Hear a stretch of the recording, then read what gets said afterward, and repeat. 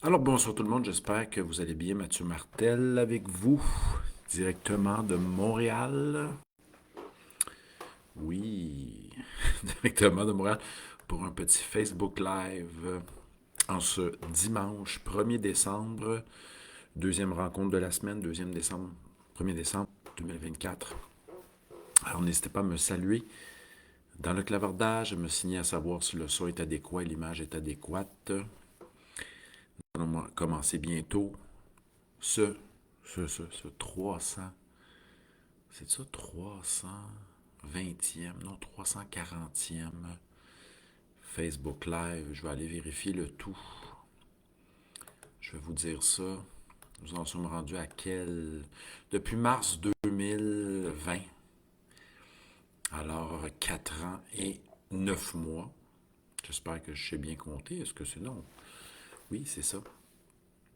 Alors, je vais y aller avec le nombre à peu près d'enregistrements que nous avons. Je vais vous dire ça ici. 320 rencontres. Voilà. Nous sommes à 320. Ce soir, le thème, vous le voyez à l'écran, est-ce que tout est relatif? Réflexion sur le relativisme d'un point de vue épistémologique. Je vais commencer le tout dans quelques instants, vous faire quelques annonces, bien sûr. Commençons par, dites-moi aussi si tout va bien, hein? Commençons par notre événement de samedi prochain, donc dans 6 jours exactement. Voilà, je vais aller chercher ça.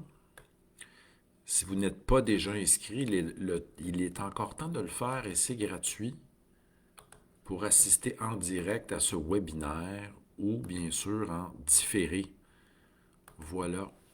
Réflexion sur le sage. Le sage est-il un être sans désir ou non piégé par ses désirs?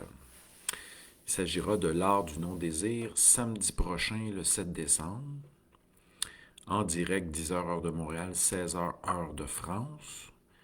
Dès que vous êtes inscrit, vous recevez la copie vidéo par la suite. Si vous ne pouvez pas être là en direct, n'hésitez pas à me saluer si vous êtes avec nous.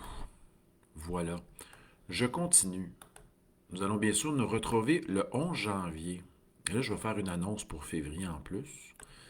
Donc, nous retrouvons le 11 janvier, cette fois-ci pour un atelier philosophique. Oups, je suis en train de... Voilà.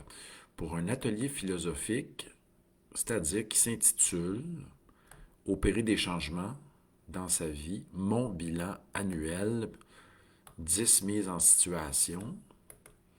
Hein, venez vous prêter au jeu de mes 10 mises en situation pour commencer l'année 2025 sur de nouvelles bases et ainsi opérer des changements dans votre vie. Déjà 5 inscriptions, voilà. Vous avez encore, c'est dans un mois. Et qu'est-ce qui va se passer au mois de février? On va être de retour. Je vais vous faire l'annonce dans une vingtaine de jours. On sera de retour pour février, si c'est possible, les vendredis et mars également aux Musiciens du Monde, le Centre des Musiciens du Monde. Et je vous promets une conférence sur les stoïciens, notamment Épictète et Marc Aurèle. Ça sera au mois de février. Peut-être une conférence sur Épictète en janvier, en février, et une sur Marc Aurèle en mars. Ça serait intéressant, hein? Voilà. Alors, n'hésitez pas à me saluer, me dire si le son est adéquat, si l'image est bonne, si tout fonctionne bien, hein? Nous sommes le 1er décembre, c'est le début du mois de la lumière. Voilà, on commence avec notre thème. Est-ce que tout est relatif? Nous allons répondre à cette question à la fin du Facebook Live. Nous allons commencer par définir ce qu'est le relativisme d'un point de vue épistémologique. Alors, lorsque l'on parle de relativisme, on ne parle pas premièrement de relativiser les événements que nous vivons. Nous ne parlons pas aussi d'un point de vue de la physique, de la relativité générale ou restreinte. Nous parlons d'autre chose, du relativisme épistémologique. Et nous ne parlons pas non plus d'un relativisme culturel, qui voudrait signifier qu'il y a des cultures variées, avec des mœurs variées, des croyances variées, propres à des groupes, que ce soit des communautés, un pays, une région, etc. C'est pas de cela que nous allons parler ce soir. Mais qu'est-ce que le relativisme? Qu'est-ce que la théorie du relativisme épistémologique? Alors, nous allons commencer par mettre la table. N'hésitez pas à me dire bonsoir. Je vais vous saluer en retour. On est en ce moment 5 en direct. J'espère que tout fonctionne bien. Je veux m'assurer de cette chose. Pour ça que je vous invite à me saluer. On salue les gens qui nous écoutent aussi en différé. En secret, sachez que toutes nos rencontres sont enregistrées sur ma page Mathieu Martel Philosophe. Si vous avez manqué une rencontre, vous allez dans la section vidéo et si vous voulez savoir qu'est-ce qui se passe au niveau des événements, vous allez dans la section événements. Et par ailleurs, si vous avez manqué un de nos derniers webinaires, car ça sera samedi prochain, notre 24e webinaire en collaboration avec les événements Vox Populi. Et voilà ici, je vais coller ça ici. Voilà. Alors, ça sera notre 24e événement. On remercie Jean Rivet. Jean Rivet de nous avoir, invité à expérimenter ce type le webinaire qui est une conférence avec période de questions. Donc, on a 23, vous allez voir sur ma page mathieumartel.com, il y a 23 webinaires d'enregistrés. Certes, je préfère vous voir en présence, mais c'est une belle invitation ici pour les gens qui sont loin de Montréal, parce que les conférences sont en présence à Montréal.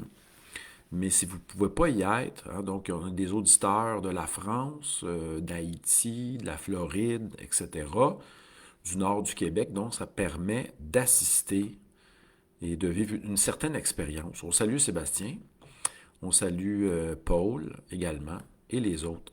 On commence avec notre sujet.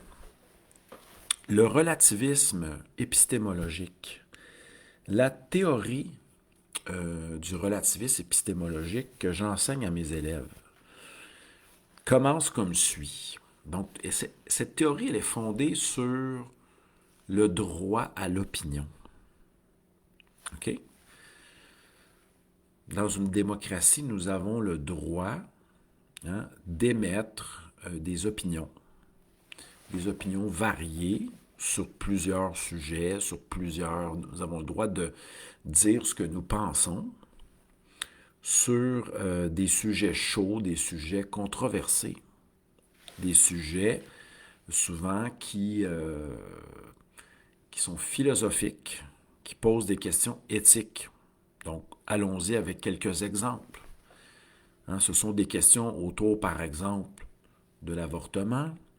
C'est un sujet controversé car nous ne sommes pas tous et toutes d'accord sur cette pratique et chacun et chacune a une position spécifique là-dessus ou quelquefois peut décider de suspendre son jugement, mais c'est un sujet qui demande argumentation. C'est pour ça qu'on dit que des sujets comme le suicide assisté, la peine de mort, l'avortement ou encore l'aide médicale à mourir, ce sont des sujets dits controversés qui amènent le débat. Donc, ce n'est pas, par exemple, si je dis je suis pour la peine de mort, je devrais justifier ma position. Parce que, admettons que ça soit fondé sur un jugement de valeur, par exemple, si je déclare la peine de mort est quelque chose de mauvais, je devrais m'expliquer. Et si je dis que la peine de mort est quelque chose de bien, je devrais aussi m'expliquer et argumenter. Ce ne sont pas des questions triviales et évidentes à traiter, puis ce ne sont pas des questions qui touchent, par exemple, des jugements de goût, hein, des préférences personnelles, et ce ne sont pas aussi des positions qu'on peut associer à des jugements de fait, hein, à savoir, par exemple, quelle est la forme, par exemple, de cette petite boîte ici là, d'allumettes. Hein? Est-ce que nous allons débattre à savoir quelle est la forme de cette boîte d'allumettes? Non. Mais concernant des questions controversées, comme je viens de mentionner tantôt, qui impliquent des jugements de valeur, ça demande réflexion philosophique, réflexion éthique, argumentation, approfondissement, et ce ne sont pas des questions qui se règlent facilement. Donc, on pourrait dire que c'est des questions de fond. Mais revenons à notre point. C'est quoi le relativisme? Le relativisme, c'est la théorie qui dit que le droit à l'opinion est valable. Mais, attention, valable en toute situation et toute circonstance. Donc, voyons, allons-y par étapes. Allons-y par étapes. Je salue Martin qui vient de se joindre à nous et ceux qui nous écoutent, qui vont nous écouter plus tard et qui nous écoutent en secret aussi. Je reviens à mon point. Bon, qu'est-ce qu'une opinion? Hein? Une opinion, c'est quoi? C'est une pensée, ça implique un jugement. Donc, une opinion, ça implique un sujet pensant qui va utiliser le langage pour émettre un point de vue sur quelque chose. Par exemple, si je dis « la philosophie est essentielle à la vie », je serais un partisan ici d'Épicure, je serais en train de donner mon opinion sur la philosophie et dire qu'elle est essentielle pour atteindre le bonheur. Je peux émettre une opinion aussi en disant, par exemple, je préfère la musique classique au rap. Ça serait une opinion aussi. Si je déclare l'eau bout à 100 degrés en général, j'émets une opinion. Donc, si je formule à travers une phrase, hein, donc je déclare quelque chose à propos de quelque chose en employant le langage, en employant une phrase bien construite, et je tente de dire quelque chose à propos d'une réalité.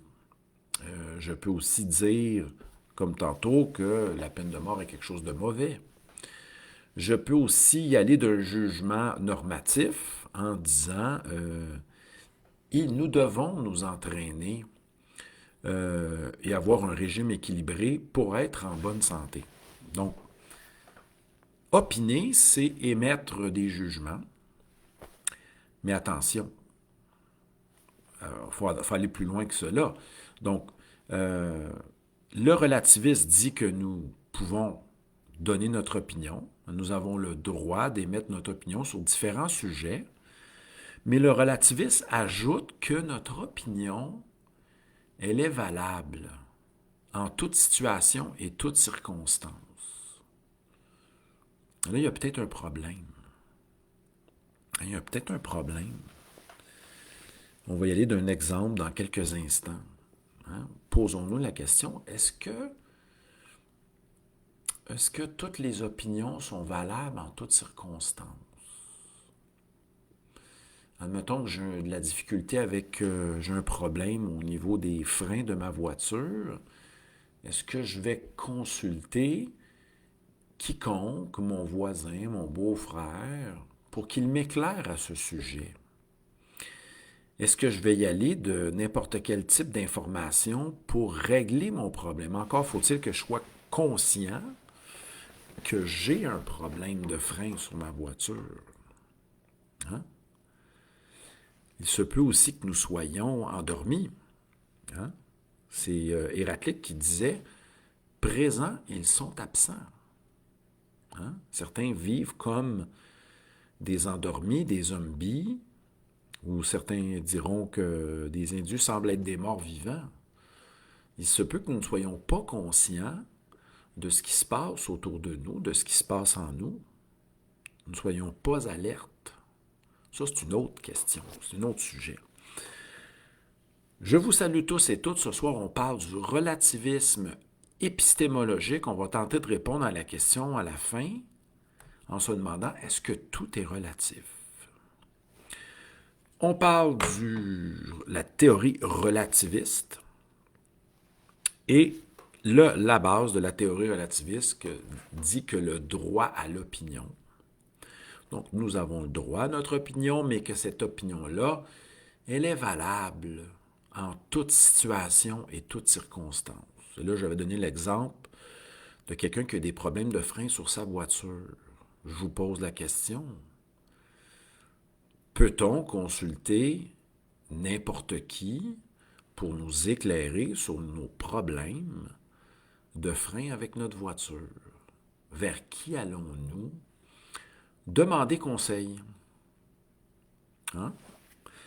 Donc, si la théorie relativiste, si on accepte la théorie relativiste qui dit que le droit de l'opinion est valable en toutes circonstances, c'est que nous pouvons émettre notre opinion, peu importe le sujet, mais ça dit quelque chose de plus.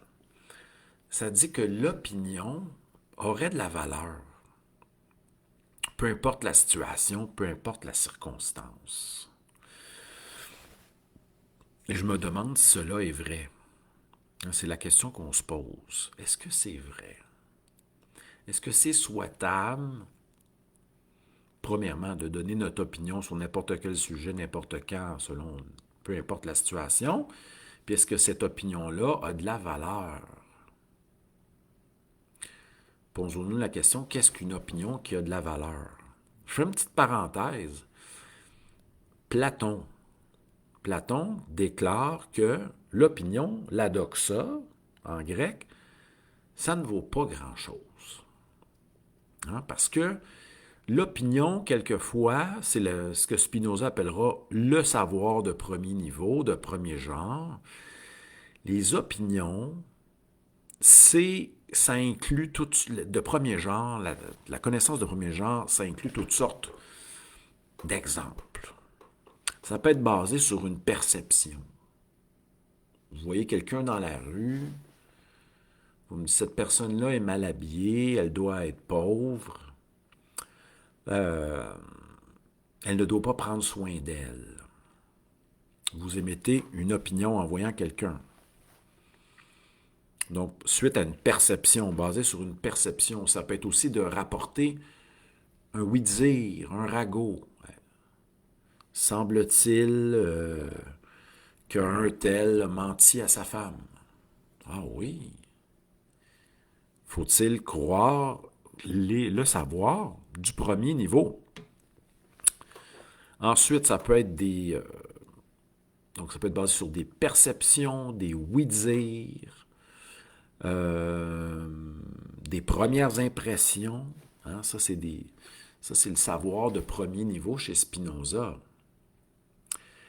Et pour Platon, ce savoir-là n'a pas beaucoup de valeur parce que il est spontané, il est basé sur des préjugés, l'expérience directe, une expérience directe qui n'a pas été réfléchie. Et il ne semble pas dans le plaisir que nous avons à émettre des opinions rapidement, il ne semble pas, comment dire, qu'on a impliqué, avant de parler, un long moment de réflexion. Là, chez Spinoza, quand on passe au deuxième niveau, ben, on implique d'abord des qualités comme chères à Descartes, comme douter, prendre son temps, donc procéder lentement, prendre son temps, douter, comment dire, et j'avais cherché une autre qualité morale qui était chère aussi à Épicure, la prudence, voilà, la prudence. Hein?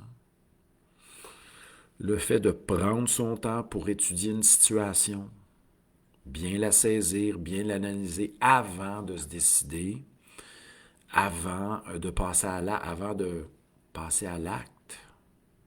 C'est des vertus importantes chez les cartésiens et chez Épicure aussi. On a ça dès l'Antiquité, la prudence. Donc, un savoir de deuxième niveau qui implique, à la fois, on va faire des comparaisons, on va analyser, on suspend notre jugement, on n'est pas prompt à émettre une opinion rapidement. Attendez, je dois revenir à mon Platon. Platon dit l'opinion ne vaut pas grand-chose. Mais nous n'avons pas le choix d'émettre à travers un jugement une proposition pour fonder le savoir. Hein? Comme dans l'expression l'eau bout à 100 degrés, c'est quand même un jugement de fait, c'est quand même une opinion. Et si je dis l'eau bout à 100 degrés en général, je suis juste. Hein? On appelle ça une opinion vraie. Hein? Ou une croyance vraie pour Platon. Une croyance vraie. Mais on peut aller plus loin que cela, que la croyance vraie. Et je pourrais aussi émettre une croyance fausse en disant que l'eau ne bout pas en général à 100 degrés, en général, dis-je. Là, je serais dans la croyance fausse ou dans l'affirmation fausse, le jugement de fait qui est une erreur, une fausseté. Mais si j'explique pourquoi l'eau bout à 100 degrés, hein, et j'explique tout le... Je fais une démonstration chimique de cela, avec une démonstration avec preuve expérimentale, là, je suis à un autre niveau. Je suis dans une croyance vraie, mais justifiée. Et là, pour Platon, c'est quelque chose d'intéressant. L'affirmation, la croyance vraie, avec justification, là, on tombe dans un savoir, dans le savoir vérifié. C'est plus profond. Revenons à notre thème. Oui, parce que ce soir, et n'hésitez pas à me dire bonsoir dans les commentaires, salutations à Paul, à Sébastien, à Martin. Merci d'être là, tout le monde. Hein, vous savez que nos rencontres, à peu près c'est une dizaine de personnes via Facebook Live. Si vous appréciez, vous pouvez partager. Nos rencontres durent environ une demi-heure, mais ce soir, ça va être un peu plus long, je crois. Parce qu'on parle de... Je traite de la théorie relativiste. Et le deuxième principe de cette théorie-là, c'est que l'opinion que j'émets est la vérité. Et là, on peut voir que ça peut créer un problème, parce qu'une opinion, une simple opinion, peut-elle prétendre à la vérité? J'y vais d'un exemple avec mes jeunes en classe, en déclarant, par exemple, que Carey Price, je ne sais pas c'est quoi sa meilleure année, mais si je déclare comme opinion que, parce que j'adore Carey Price, à une certaine époque, hein, je l'aime bien, c'est mon gardien favori, hein, donc j'ai un lien affectif avec ce gardien. C'est un exemple.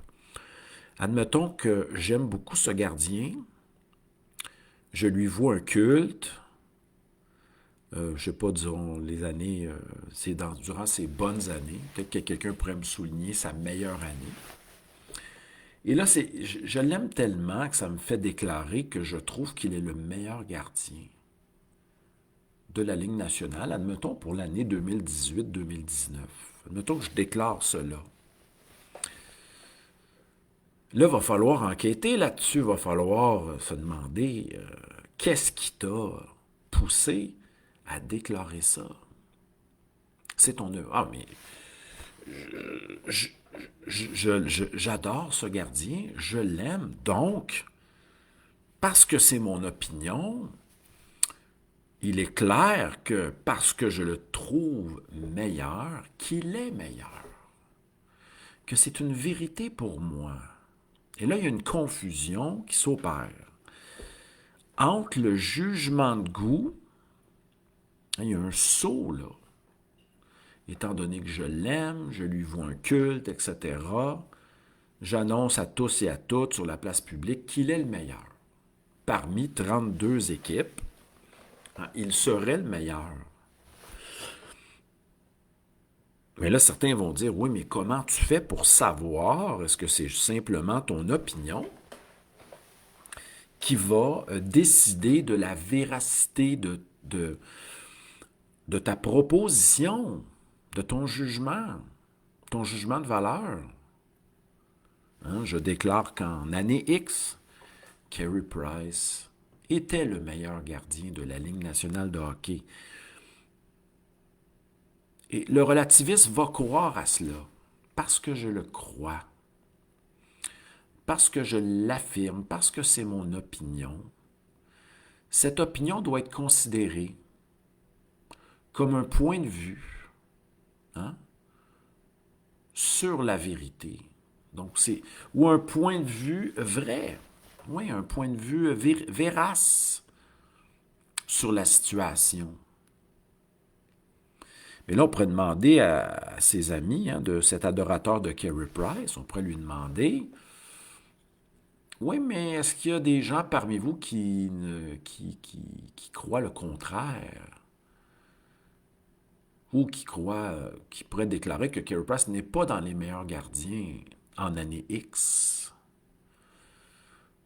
Certains pourraient dire, ah ben moi, étant donné que je n'aime pas Carey Price, je ne peux pas le considérer comme étant le meilleur. C'est mon opinion. Il faudrait aussi, selon la théorie du relativiste, accepter cette opinion. Et une autre personne pourrait dire, moi je le trouve moyen. Un autre pourrait dire, je le trouve bon, mais pas excellent. Et quelqu'un pourrait dire, je le trouve extrêmement médiocre. Comment pourrait-on faire la lumière sur cette situation? À savoir, qui dit vrai? Est-ce que tous, avec leur point de vue différent sur un joueur de hockey, un gardien de but, pourraient avoir raison en même temps? Hein? Mais là, si on balise, si on se concentre sur l'année 2018-2019, par exemple, on pourrait aller voir quels ont été les gardiens de but de chacune des équipes. Donc, on parle des gardiens de but partants qui auraient gardé un certain nombre de matchs minimum nécessaires pour être considérés gardiens numéro un. Et jadis, on parlait entre 50 et 60 matchs. Donc, à partir de ces 32 gardiens de but, on pourrait y aller avec des critères de vérification. Notre premier critère, c'est qu'il faudrait que, pour être considéré comme le meilleur gardien, il faudrait quand même être un gardien partant qui a gagné avec un minimum entre 50 et 60 parties par année. Deuxième critère pour vérifier, pour savoir si cette personne-là est vraiment dans les meilleurs, peut-être vérifier le pourcentage d'arrêt, la moyenne de buts alloués, etc.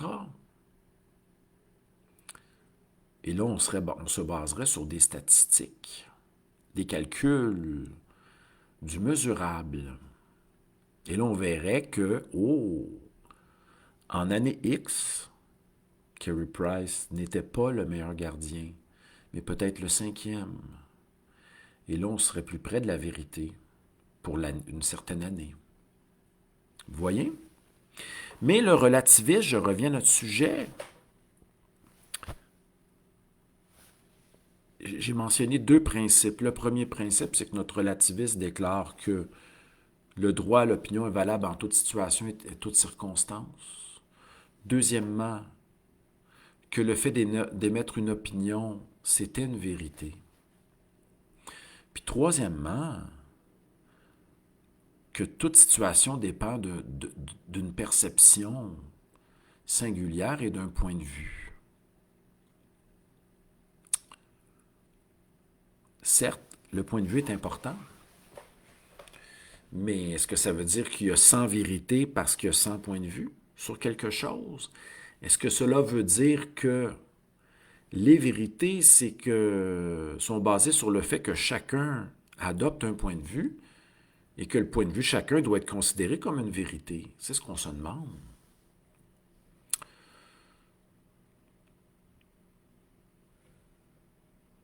Olga dit que une opinion est basée sur des valeurs, donc ce n'est pas la vérité absolue, c'est peut-être pas la vérité objective, mais c'est une vérité pour nous. Par exemple, si nous avons comme valeur la liberté de penser, par exemple la liberté, l'éloge de la liberté, nous avons comme valeur l'utilisation de la raison et de la cohérence. Ce sont des valeurs qui sont importantes, mais ce qui est question ici de vérité scientifique, ou plutôt d'adéquat, de principes moraux personnels. On pourrait se poser la question. Écoutez, Marc Aurèle pourrait, avec cette citation que j'ai mise sur ma page Facebook cette semaine, pourrait nous faire croire que Marc Aurèle est un relativiste. Écoutez bien ça. Tout ce que nous entendons est une opinion et non un fait.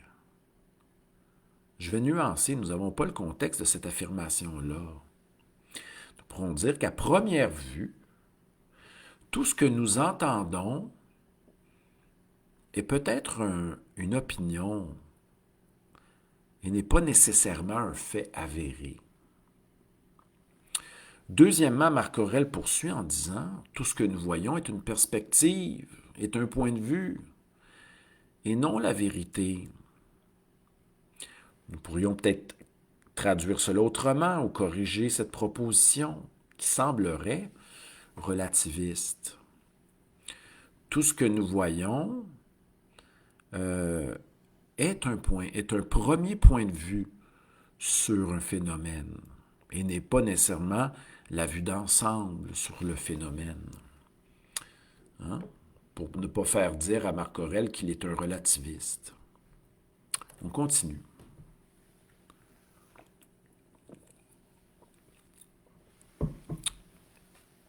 Que peut-on dire d'autre du relativiste?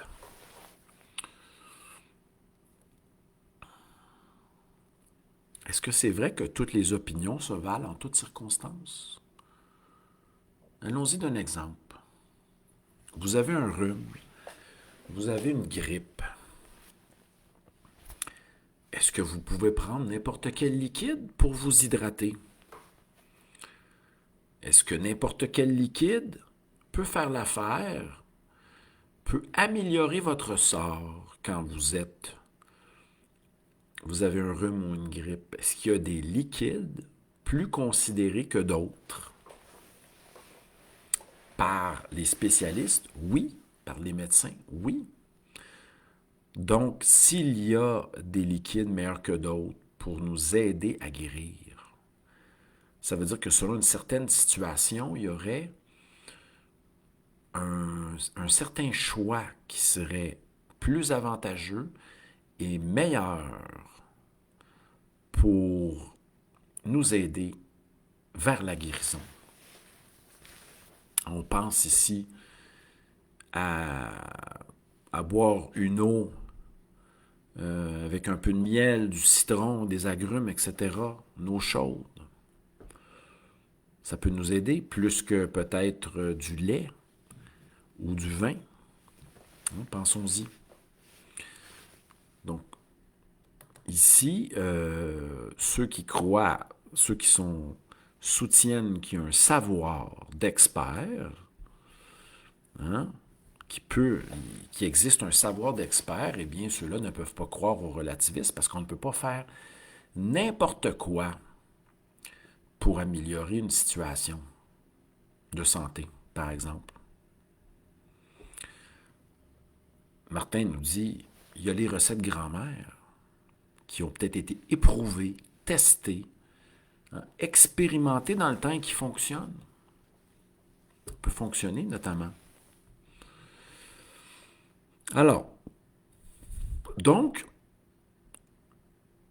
le relativiste, imaginez si on prenait des relativistes pour construire un pont. Hein?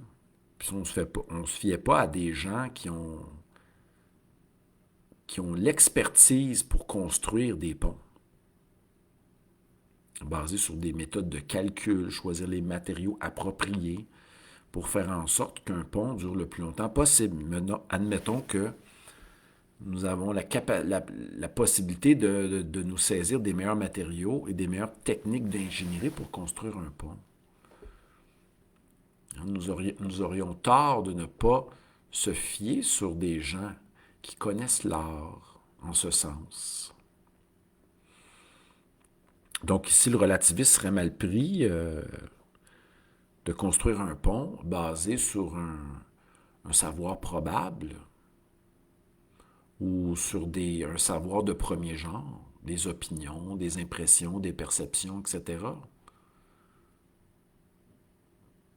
Le pont ne durerait pas très longtemps, ne tiendrait pas très longtemps en place.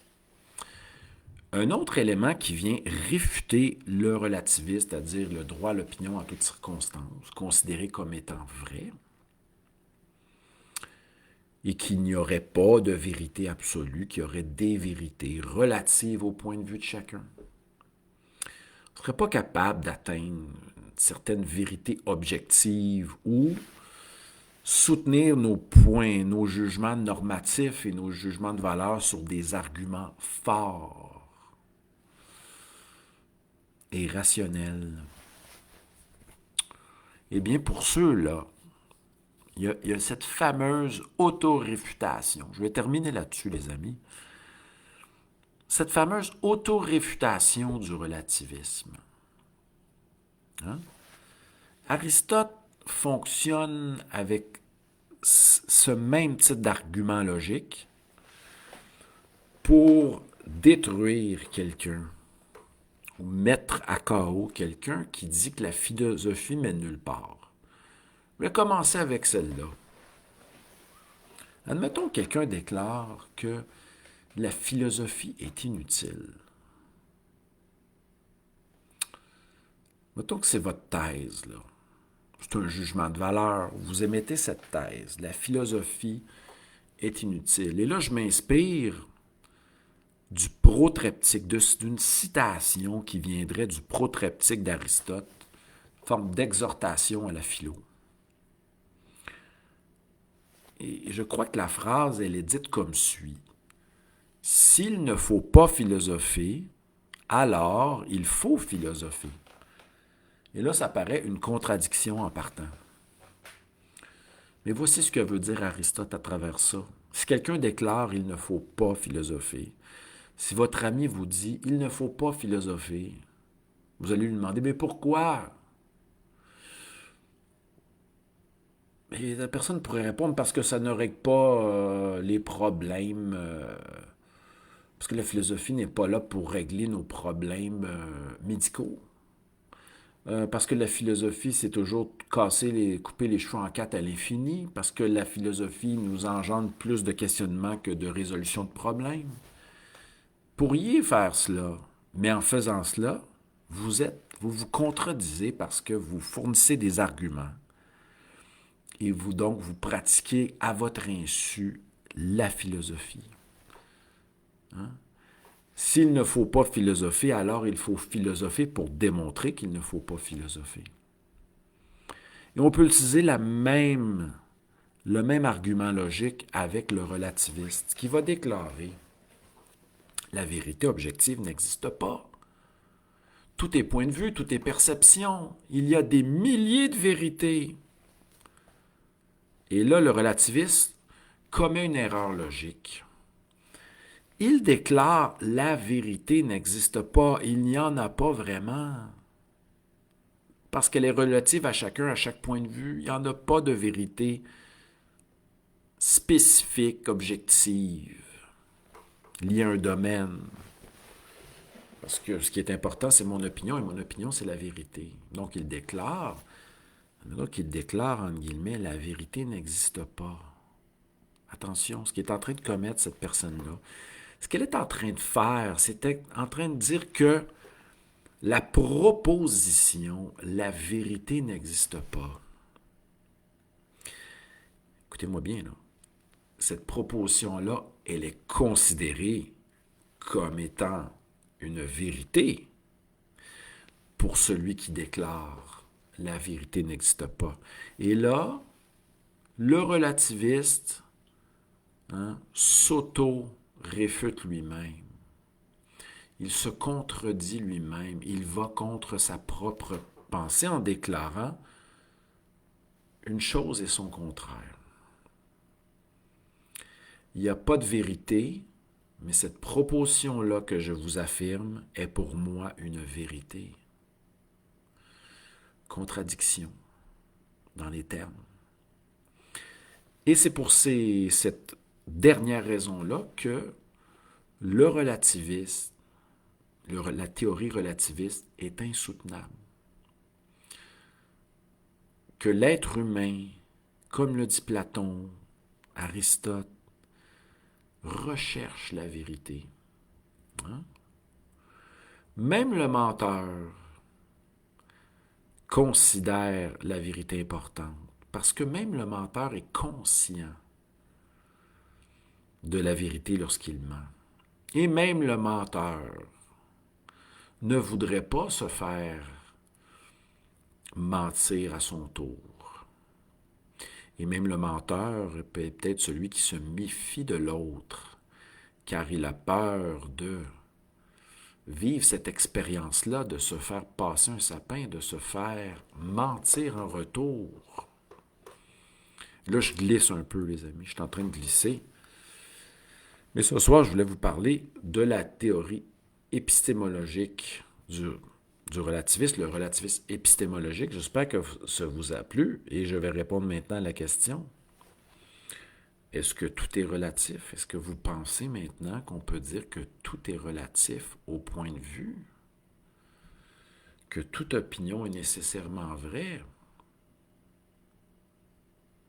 Certes, il y a des perspectives sur un objet. On a besoin peut-être de plusieurs points de vue avant de se faire une idée, avant de soutenir une thèse, avant d'émettre un jugement de fait. Et on voudra bien sûr, notre jugement de fait, on voudra bien sûr l'appuyer sur une démonstration, le justifier,